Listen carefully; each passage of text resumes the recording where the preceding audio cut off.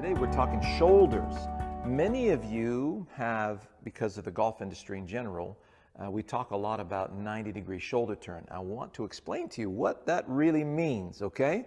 So we got Scully here, and we're going to zoom in here on her shoulder, and you notice here's your scapula, sits on top of the rib cage. Here's your clavicle.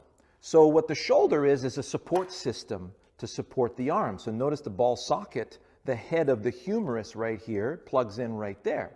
Now, this is where you have range of motion. You got 360 degrees of range through the ball socket. But in actual fact, the shoulder only has 20 degrees of range. That's it.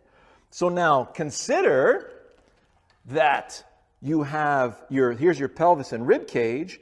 Here are your facet joints. So you notice how you've got these built-in stoppers to prevent the vertebrae from twisting.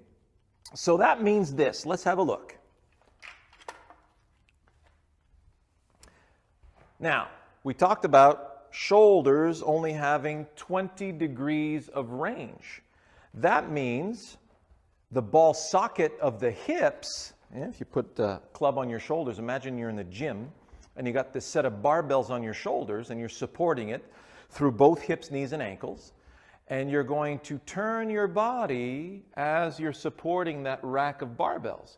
So notice it appears that I have 90-degree shoulder turn, where in actual fact, it's my pelvis and rib cage turning on top of my legs and hips. I still have nice support through both hips, knees, and ankles. So this would be a Bubba Watson backswing, or a Jack Nicklaus backswing, or a Bobby Jones backswing, which is a really good backswing, by the way. So this is full support. So for those of you who are no longer spring chickens, well, this is really the way that you want to take your backswing. So the shoulders actually don't do anything. They just support. They're sitting on top of the rib cage. Now, I said 20 degrees, right? Well, now take your grip.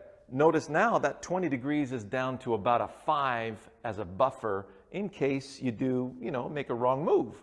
So now let's look at how this is supposed to work. So the arms can swing. I got 360 degrees of range of motion. Useless if my body's in the way, so the rib cage can't be in the way. So you bend forward, let the arms hang.